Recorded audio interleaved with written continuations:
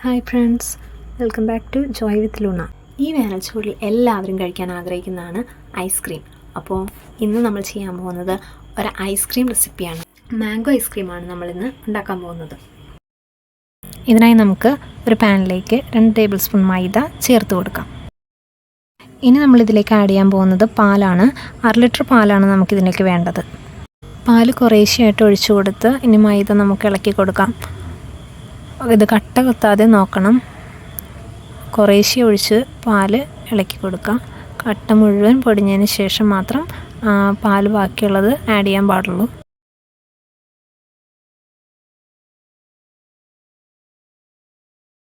ഇപ്പോൾ കട്ട മുഴുവൻ പൊടിഞ്ഞിട്ടുണ്ട്.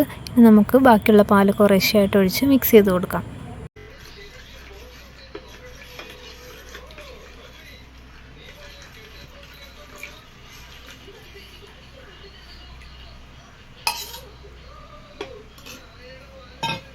ഇനി ഫ്ലെയിം ഓൺ ചെയ്ത് ഇളക്കി കൊടുക്കാം. കട്ട പിടിക്കാതെ കോൺസ്റ്റൻ്റ് ആയിട്ട് ഇളക്കി കൊടുക്കണം.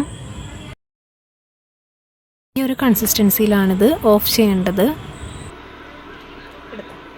ഇത് നന്നായി തണുത്തതിന് ശേഷം വാനില എസൻസ് ആഡ് ചെയ്ത് കൊടുക്കാം. തണുക്കാൻ വെക്കുന്ന സമയത്ത് കട്ട പിടിച്ചു പോകാനുള്ള സാധ്യതയുണ്ട്. അപ്പോൾ ഇടയ്ക്ക് നമ്മൾ ഇളക്കി കൊടുത്തുകൊണ്ടിരിക്കണം. എന്നാലാണത് നല്ല ലൂസായിട്ട് ഇങ്ങനെ ഇരിക്കുകയുള്ളൂ. വാനില എസൻസ് ചേർത്ത് നന്നായിട്ട് മിക്സ് ചെയ്ത് കൊടുക്കുക. കട്ട് ചെയ്ത് വെച്ച മാംഗോ ഒരു മിക്സിയുടെ ജാറിലേക്ക് ആഡ് ചെയ്ത് കൊടുക്കാം. ഇവിടെ ഞാൻ ഒരു മാംഗോയാണ് എടുത്തിരിക്കുന്നത്. അതിനുശേഷം ഇതിലേക്ക് പഞ്ചസാര ആഡ് ചെയ്യാം. പഞ്ചസാര നിങ്ങൾക്ക് ആവശ്യത്തിനുള്ളതനുസരിച്ച് കൂട്ടിയോ കുറച്ചോ എടുക്കാവുന്നതാണ്.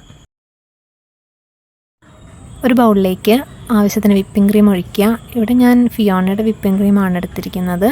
നിങ്ങൾക്ക് ഏതാണോ അവൈലബിൾ ആയിട്ടുള്ളത് അതെടുക്കാം. വിപ്പിംഗ് ക്രീം ഇല്ലാതെയും ഇത് ചെയ്യാം കേട്ടോ. വിപ്പിംഗ് ക്രീം ഒരു ബീറ്റർ യൂസ് ചെയ്ത് സ്പീഡ് കുറച്ച് വേണം ആദ്യം ബീറ്റ് ചെയ്യാനായിട്ട്. ഒരു സൈഡിലേക്ക് മാത്രം ബീറ്റ് ചെയ്ത് കൊടുക്കാം. ക്രീം സ്റ്റിഫായി വരുന്നത് വരെ ബീറ്റ് ചെയ്ത് കൊടുക്കാം. ക്രീം ഈ ഒരു സ്റ്റേജിലെത്തുമ്പോഴേക്കും നമുക്ക് ബീറ്റർ ഓഫ് ചെയ്യാം. ഉണ്ടാക്കി വെച്ചിരിക്കുന്ന മാംഗോ പൾപ്പിലേക്ക് മിക്സ് കുറേശ്ശെ ഒഴിച്ച് ഒരു മിക്സിയുടെ ജാറിൽ നന്നായിട്ട് മിക്സ് ചെയ്തെടുക്കാം. ഇപ്പം നമ്മളത് മുഴുവനായിട്ടും മിക്സ് ചെയ്തെടുത്തിട്ടുണ്ട്. ബീറ്റ് ചെയ്ത് വെച്ച ക്രീമിലേക്ക് കുറേശ്ശായിട്ട് മിക്സ് ആഡ് ചെയ്ത് ഇളക്കി കൊടുക്കുക.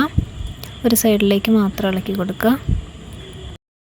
നിങ്ങൾ വിപ്പിംഗ് ക്രീം യൂസ് ചെയ്യാതെയാണ് ഈ ഐസ്ക്രീം ചെയ്യുന്നതെങ്കിൽ നമ്മളുണ്ടാക്കിയ മിക്സ് ഒരു 3 മണിക്കൂർ ഫ്രീസറിൽ സൂക്ഷിക്കുക. അതിനുശേഷം പുറത്തെടുത്ത് മിക്സിയുടെ ജാറിലൊന്ന് അടിച്ചതിന് ശേഷം തിരിച്ച് ഫ്രീസറിലേക്ക് തന്നെ വയ്ക്കുക. 8 മണിക്കൂർ അത് ഫ്രീസറിൽ തന്നെ റെസ്റ്റ് ചെയ്യാൻ വയ്ക്കുക. നന്നായിട്ട് മിക്സ് ചെയ്തെടുത്തിട്ടുണ്ട്. ഇനി നമുക്കിതൊരു എയർ ടൈറ്റ് ആയിട്ടുള്ള കണ്ടെയ്നറിലേക്ക് മാറ്റാം. ഇനി ഫ്രീസറിൽ ഇതൊരു 8 മണിക്കൂർ റെസ്റ്റ് ചെയ്യാനായിട്ട് വയ്ക്കാം.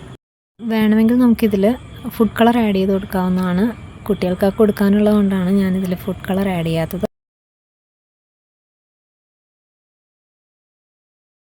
8 മണിക്കൂറിന് ശേഷമാണ് ഇപ്പോൾ നമ്മൾ ഐസ്ക്രീം ഫ്രീസറിൽ നിന്ന് പുറത്തെടുത്താണ്.